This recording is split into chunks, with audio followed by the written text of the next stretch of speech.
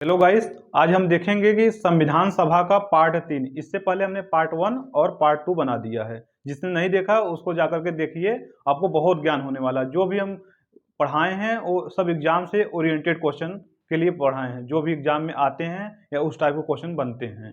ठीक, तो मैंने पार्ट 1 पार्ट 2 बना दिया था। हमने देखा था कि संविधान सभा कि सबसे पहले मांग क्यों किसने किया, फिर उसके बाद में अंग्रेजों ने कब उसको कहा, फिर साइमन कमीशन कब आया, अगस्त प्रस्ताव कब आया, उसमें कितने मेंबर थे, फिर बाद में क्या क्या हुआ, फिर कितने प्रारूप समिति के कितने, सब पूरे क्वेश्चन जितने बनते उतने पढ़ाने के बाद हमने बताया था कि जो संविधान सभा है वो दो रूप में काम करती थी। एक तो संविधान के निर्माण में काम करती थी, जिसके अध्यक्ष थे डॉक्टर राजेंद्र प्रसाद, और एक थी संसद के रूप में काम करती थी, जिसके अध्यक्ष थे जीवी मावलंकर। इस हिसाब से क्वेश्चन बनते हैं कि स्वतंत्र भारत की पहली संसद कौन थी, तो संविधान सभा थी। इसीलिए तो पहली जो संशोधन किया गया था, संविधान संशोधन पहली जो हुई थी, जो कि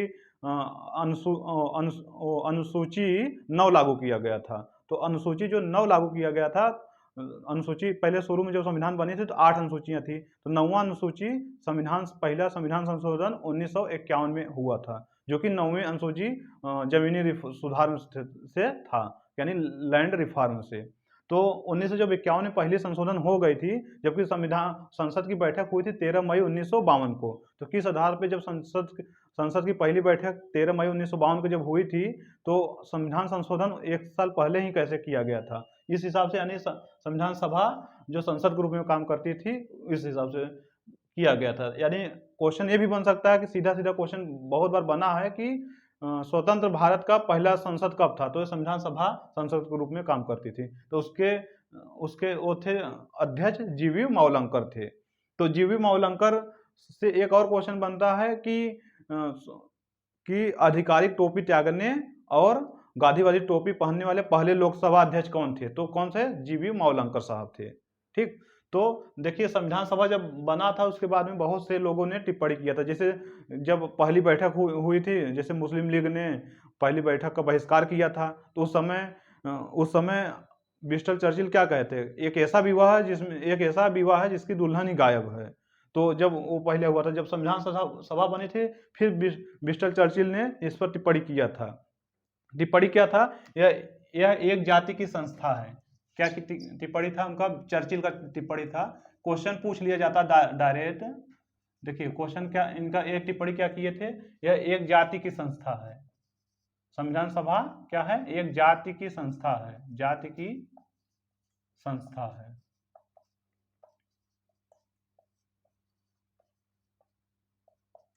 ठीक, ये इनकी टिप्पणी थी। उसके बाद में लॉर्ड साइमन भी इस पर संविधान सभा पर टिप्पणी किए थे। कौन, लॉर्ड साइमन।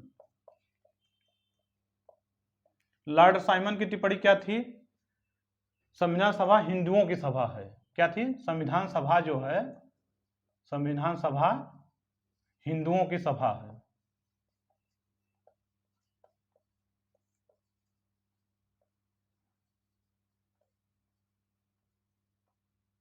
तो ये टिप्पणी डायरेक्ट पूछ लिया जाता है कि संविधान सभा हिंदुओं की सभा है, किसने कहा था, तो लॉर्ड साइमन द्वारा कहा गया था। ठीक, तो देखिए जब इसके बाद में हम बता रहे हैं, जब राजेंद्र प्रसाद संविधान का निर्माण किए थे, तो इनसे एक बुक पूछ लिया जाता है, राजेंद्र लाइफ डिवाइन किसकी बुक है, तो राजेंद्र प्रसाद की है। कौन सी बुक है, life divine. Life divine book किसकी है, डॉक्टर राजेंद्र प्रसाद की है। ठीक, उसके बाद में जब संविधान का, देखिए संविधान हम लोग का 26 नवंबर 1949 को बन के जब तैयार हो गया था, 26 नवंबर, ये हम आप लोग पहले वाले वीडियो में बता चुके हैं कि जब 26 नवंबर 1949 को संविधान बन करके तैयार हो गया था, जो आंशिक रूप से लागू किया गया था। तो 26 नवंबर को जब संविधान बनकर तैयार हो गया था, तो उसी दिन क्यों नहीं लागू हो गया था, क्योंकि देखिए जब 26 जनवरी 1930 को लाहौर में स्वतंत्रता दिवस के रूप में मनाया गया था, इसलिए इसको जब 26 नवंबर 1949 को संविधान बनकर तैयार हो गया था, तो उस दिन नहीं लागू किए, 2 महीने के लिए रोक गए।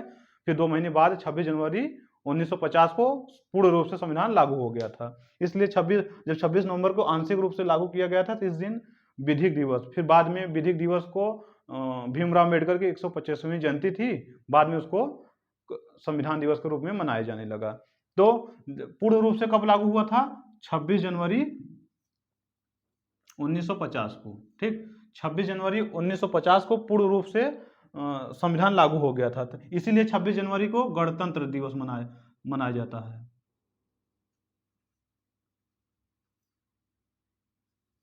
गणतंत्र दिवस यानी रिपब्लिक डे।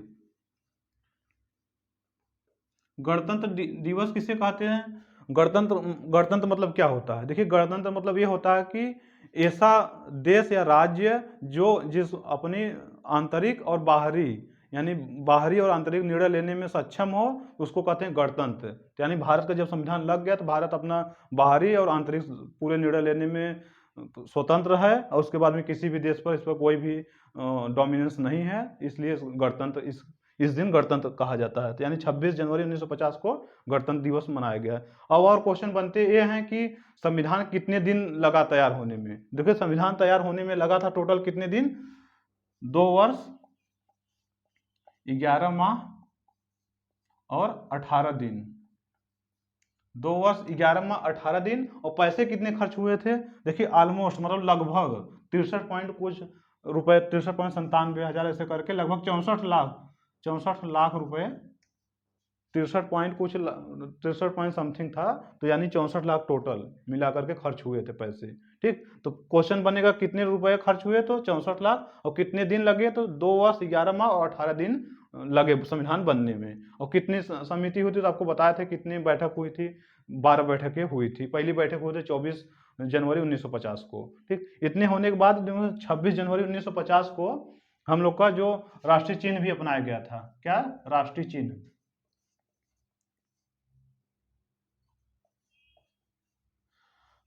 देखिए, 26 जनवरी 1950 को राष्ट्रीय चिन्ह भी अपनाया गया था। राष्ट्रीय चिन्ह मतलब धर्म चक्र, जो कि अशोक का धर्म चक्र है, सारनाथ में है, बनारस सारनाथ में अशोक का है धर्म चक्र।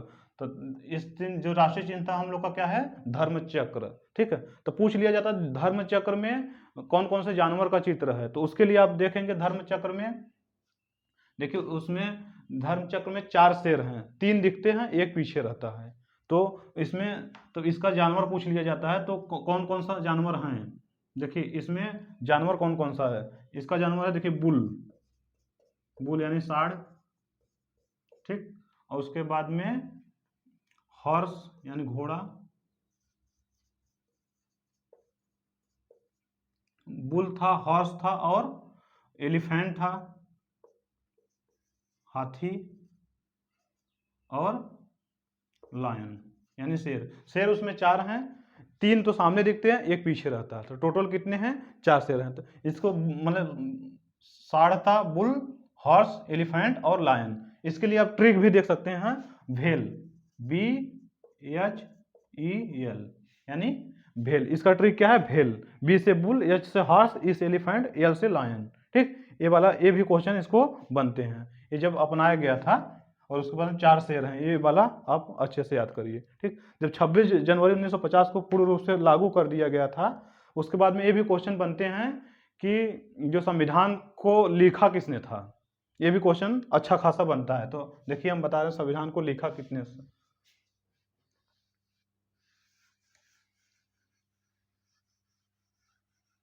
जो भी हम क्वेश्चन करा रहे हैं सब एग्जाम में आए हुए क्वेश्चन हैं। ठीक है, तो जो भी हम क्वेश्चन कराएंगे लगभग एग्जाम ओरिएंटेड क्वेश्चन कराएंगे। यदि आप देखेंगे उसके बाद में आप MCQ लगाइए तो आपको समझ में आ जाएगा कि हाँ, क्वेश्चन मतलब कहाँ से बनते हैं और कैसे बनते हैं। आप पढ़ने के बाद में, हमारा पूरा वीडियो देखने के बाद आप MCQ लगा सकते हैं। टेस्ट देंगे तब आपको इतना समझ में आएगा कि हाँ, क्वेश्चन कैसे बन रहे हैं और क्या मतलब बनेंगे। ठीक,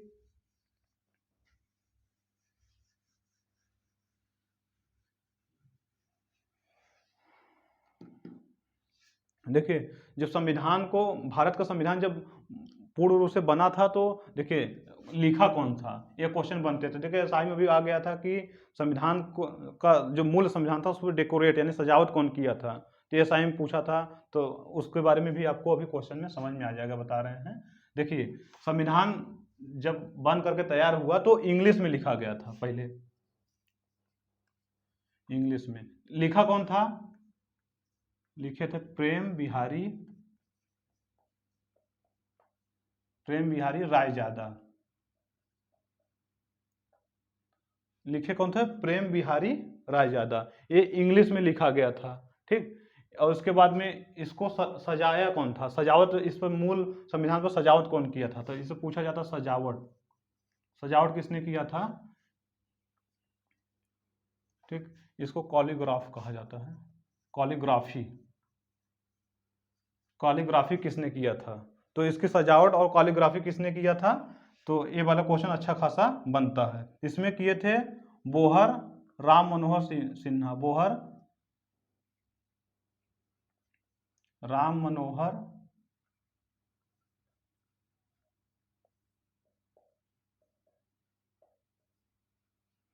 इसको सजावट कौन किया था, बोहर राम मनोहर सिन्हा। तो ये पूछा था बोहर राम मनोहर सिन्हा कहाँ से थे, तो शांति निकेतन के स्टूडेंट थे, किसके, शांति निकेतन। देखिए शांति निकेतन बंगाल में, वहाँ के, इसमें शांति निकेतन में गुरुकुल था, उसके स्टूडेंट थे बोहर राम मनोहर सिन्हा। तो क्वेश्चन ये बना था एसआई में कि जो सजावट किए थे, जो सजावट किए थे मूल संविधान में, उसके सजावट किए थे तो वो कौन से गुरुकुल से, तो शांति निकेतन गुरुकुल से थे। एसआई में क्वेश्चन बना था। और सब क्वेश्चन हमेशा बनते रहते हैं कि कौन लिखा गया था। तो और हिंदी में किसने लिखा था, ये भी क्वेश्चन बनते हैं। देखिए हिंदी में संविधान को कौन लिखा था, हिंदी में संविधान को कौन लिखा था, इसको हिंदी में लिखे थे, कौन हिंदी में लिखा था, तो बसंत कृष्णन। इसको हिंदी में पूछ लिया जाता है कि हिंदी में किसने लिखा था, तो बसंत कृष्णन वैद्य। कौन थे, बसंत कृष्णन वैद्य। तो यानी इंग्लिश में लिखा था प्रेम बिहारी राय यादा, और सजावट इंग्लिश वाले किताब पर, इंग्लिश वाले बुक पर सजावट किसने किया था, शांति निकेतन के राम मनोहर सिन्हा। और हिंदी में किसने लिखा था, ये भी क्वेश्चन बनते हैं। तो हिंदी में बसंत कृष्णन वैद्य लिखे थे। और हिंदी में जो सजावट किए थे, हिंदी में जो सजावट किए थे, जो हिंदी में सजावट की थे वो नंदालाल बोस, नंदालाल बोस। तो एक क्वेश्चन, ये भी शांति निकेतन से थे, ये सब शांति निकेतन के स्टूडेंट थे, ठीक। तो क्वेश्चन आपको समझ में आ गया कि जब मूल संविधान बना था तो दो भाषा में लिखा था, हिंदी और इंग्लिश में। हिंदी में जो, इंग्लिश में जो लिखे थे वो प्रेम बिहारी रायजादा, और सजावट कौन किए थे, यहाँ सजावट कौन किए थे, बोहर राम मनोहर सिन्हा, जो कि इंग्लिश वाले में थे। और हिंदी में कौन लिखा था, बसंत कृष्णन मेनन, और सजावट कौन किए थे, नंदालाल बोस। यानी, और उसके बाद में मूल पूछा, संविधान जो मूल लिखा गया था वो कहाँ है, देखिए वो संसद की लाइब्रेरी में हीलियम गैस में भर करके रखा गया है, जो कि खराब नहीं होगा, अब तक सेब जैसे था सेम वैसे पड़ा हुआ है। तो कहाँ है, दिल्ली के संसद भवन के लाइब्रेरी में हीलियम गैस में रखकर सुरक्षित रखा गया है, ठीक। इतने क्वेश्चन के बाद में हम आपको ये बताएंगे कि और जो तमाम प्रकार की समितियां थी, जैसे कि प्रांतीय समिति, संघीय समिति, उसके अध्यक्ष कौन थे, उसके बारे में हम बताएंगे।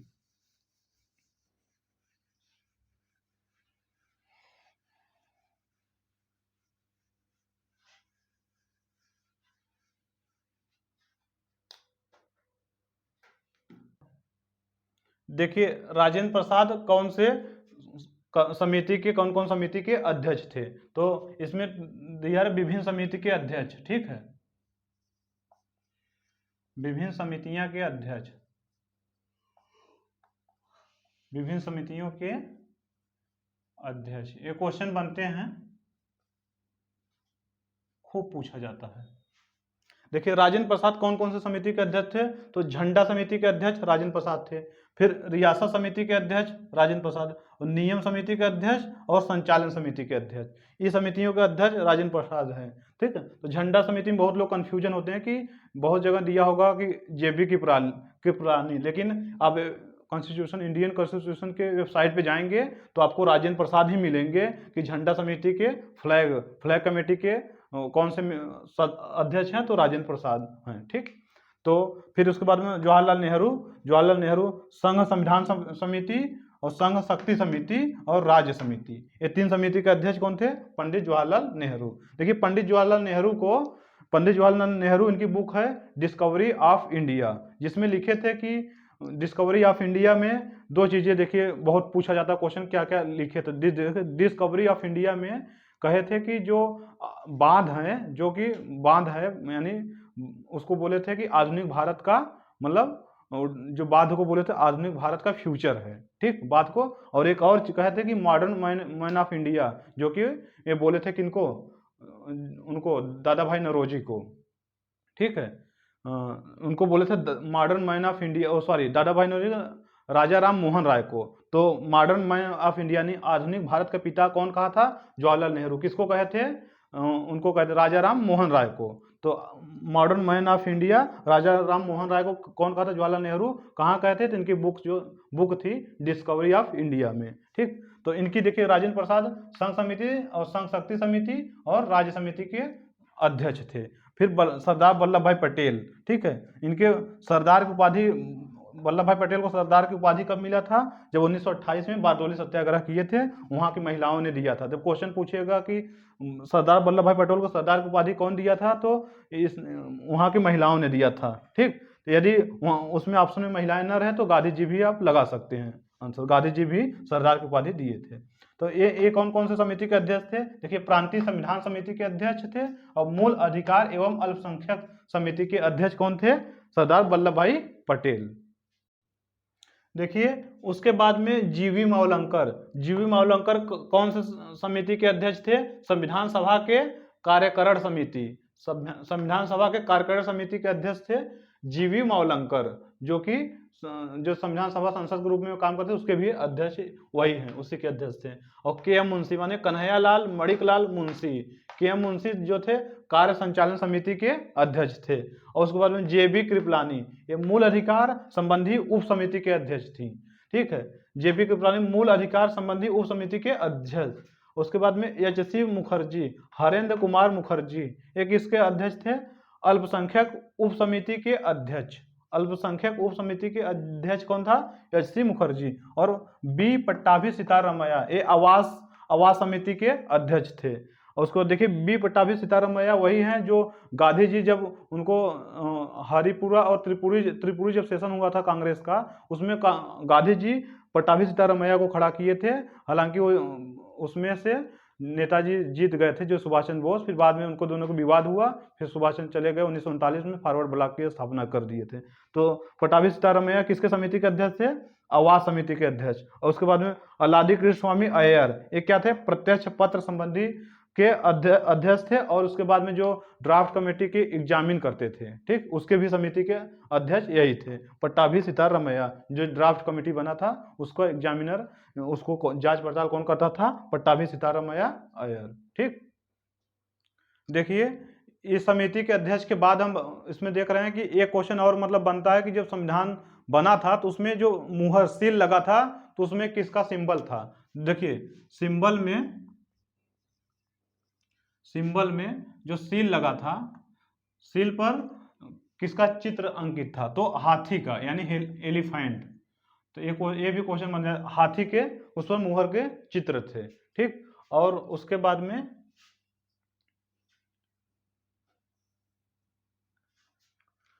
देखिए उसके बाद में संविधान जब बना, उसके वहां देखिए जब संविधान बनकर तैयार हुआ था पूर्ण रूप से, तो उसमें कितने अनुच्छेद थे। देखो मूल संविधान में अनुच्छेद, अब के संविधान में अंतर हो गया। देखिए मूल संविधान में उस समय टोटल अनुच्छेद थे 395, और इसमें अनुसूचियां कितनी थी, अनुसूची थे उसमें 8, और भाग कितना था, तो भाग था 22। मूल संविधान जब बनकर तैयार हुआ तो 395 अनुच्छेद, 8 अनुसूचियां और 22 भाग। उसके बाद में तो 395 अनुच्छेद, 8 अनुसूची और 22 भाग थे। तो ये बनकर के हमारा संविधान 26 जनवरी 1950 को पूर्ण रूप से लागू हो गया था। पूछा जाता है कि संविधान में, देखिए ये भी क्वेश्चन बनते हैं कि कौन कौन से देश से क्या क्या लिया गया है। देखिए भारत का संविधान बनाने में हम लोग को बहुत सारे देशों के संविधान से कुछ न कुछ लिया गया है। तो टोटल कितने देश थे जो कि हमारे संविधान में ऐड किया गया कुछ न कुछ, तो टोटल 60 देश ऐसे हैं, 60 देशों से संविधान में लिया गया है। तो क्वेश्चन पूछा जाता है कि कौन से देश से क्या क्या लिया गया है। ये सब क्वेश्चन बनते हैं, तो इसके बारे में हम फिर आपको अभी बता रहे हैं। ठीक है, जब संविधान देखिए 395 अनुच्छेद 8 अनुसूची 22 भाग में, फिर अनुसूची अब कितने हो गए अनुच्छेद, देखिए अब लगभग अनुच्छेद, देखिए 395 अनुच्छेद थे, जो उस समय भारत के अनुच्छेद क्या थे कि भारत का सबसे बड़ा लिखित संविधान था। अब अनुच्छेद जैसे कि देखिए आपको मान लीजिए अनुच्छेद 51 है, अब 51 में ए जोड़ दिया गया, ठीक, इस हिसाब से जोड़ जोड़ करके टोटल अनुच्छेद लगभग हो गए हैं 465 प्लस हो गए हैं। ठीक, और अनुसूची अब कितनी अनुसूची हैं, अब 12 अनुसूची हैं। अब भाग कितने हैं, भाग जोड़ करके इस समय हो गए 25 भाग। तो क्वेश्चन बनता है कि अब कितने हैं, 22 अनुसूची हो गया, 25 भाग और अनुच्छेद तो इसमें ऐड होता रहता है, तो हमेशा बढ़ता घटा, तो 465 प्लस अनुच्छेद हो गए हैं। तो जो देखिए 8 से 12 अनुसूचियां हुई थी, ये कौन कौन से अनुसूची ऐड किया गया, देखिए 9वां अनुसूची जोड़ा गया था। 9वां अनुसूची फर्स्ट संविधान संशोधन हुआ था, अमेंडमेंट एक्ट 1951 में, जो कि लैंड रिफॉर्म से था, यानी जमीनी सुधार से। हालांकि अनुसूची जब हम पढ़ाएंगे तो उसके बारे में बता देंगे, फिर थोड़ा सा आप देख लीजिए। जो 10वां जोड़ा गया था, 10वां संविधान संशोधन जोड़ा गया था, तो इसमें 52 संविधान संशोधन हुआ था 1985 में। ठीक है, इसको कहते हैं एंटी डिफेक्शन लॉ, यानी दल बदल कानून। देखिए दल बदल कानून कब लाया गया था, देखिए क्या है कि जब कोई भी पार्टी हो गया, मान लीजिए बीजेपी पार्टी है और कांग्रेस पार्टी, दो पार्टी हैं, तो क्या क्या मान लीजिए बीजेपी पार्टी से कोई सांसद हुआ, या तो फिर एमएलसी हुआ, या एमएलए हुआ, या तो फिर लोकसभा अध्यक्ष हुआ, ठीक है, लोकसभा सदस्य हुआ, तो मान लो वो चुनाव जीत गया कहीं से, अब वो चाहता है कि हम बीजेपी से कांग्रेस में चले जाए, या फिर कांग्रेस से कोई सदस्य है जो कि वो चुनाव जीता, उसके पार्टी की तरफ से वो चाहता है कि हम बीजेपी में चले आए। तो बहुत सारे लोग क्या करते थे कि एक पार्टी से चुनाव जीत कर अगले पार्टी में चले जाते थे, तो हमेशा यही होता था। तो एक ऐसे वहाँ हरियाणा का था गयाराम, तो गयाराम था, तो वो क्या किया कि एक दिन में कम से कम 3-4 बार पार्टी चेंज किया था, 3 बार पार्टी। तो लोगों को इसमें देखा गया कि एक बार में 3 बार पार्टी चेंज किया, तो उसी हिसाब से देखिए तब उसके बाद में यही लाया गया था, 10वां अनुसूची जोड़ा गया था 52 संविधान संशोधन 1985 में। तो उसके बाद में नियम लागू कर दिया गया, यदि कोई सदस्य एक पार्टी में रह करके चुनाव जीतकर अदर पार्टी में जाता है तो उसकी चुनाव का सदस्यता रद्द हो जाएगी। यानी सदस्यता क्या कि कहने का मतलब यह है कि जैसे जिस पार्टी से मान लो एमएलए बन गया वो एक पार्टी से, अब वो दूसरे पार्टी में चला गया तो उसको एमएलए कैंसिल हो जाएगा, या फिर उसमें जा रहा है तो उसमें फिर से वो चुनाव लड़ेगा, यदि जीता तो फिर मिलेगी सीट, नहीं तो नहीं मिलेगी। तो उसी समय जब वहाँ के हरियाणा के एक थे गयाराम, वो पार्टी चेंज किया था, तो उसी से एक बना कि आयाराम और गयाराम, उस हिसाब से बनाया गया था।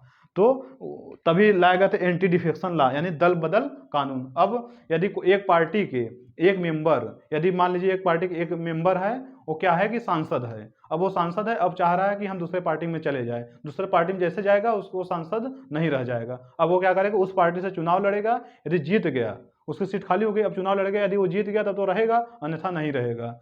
यदि एक और क्वेश्चन, यदि एक पार्टी से 2/3 मेंबर, यानी बहुमत में 2/3 मेंबर एक पार्टी छोड़ करके दूसरे पार्टी में जा रहे हैं, उस पार्टी के 2/3 मेंबर एक पार्टी से दूसरे पार्टी में जा रहे हैं, तो उनकी सदस्यता रद्द नहीं की जाएगी, क्योंकि वो बहुमत में है, वो दूसरी पार्टी ज्वाइन कर रहे हैं। 2/3 यदि जाएंगे तो उनकी सदस्यता, उनकी मतलब कि उनकी जो जिस पोस्ट पे रहेंगे, यदि एमएलए हैं या तो फिर सांसद हैं, तो उसमें जाएंगे तो उनकी रद्द नहीं होगी। 2/3 से यदि कम जा रहे हैं तो सबकी रद्द हो जाएगी। ठीक, ये वाले बनते। फिर 11वां जो जोड़ा गया था, 11वां 73 संविधान संशोधन 1992 में जोड़ा गया था, जो 11वां बाद में क्या हुआ कि 1993 में लागू हुआ। ये पंचायत के बारे में था, पंचायत के बारे में था। और 12वां क्या था, 74वां संविधान संशोधन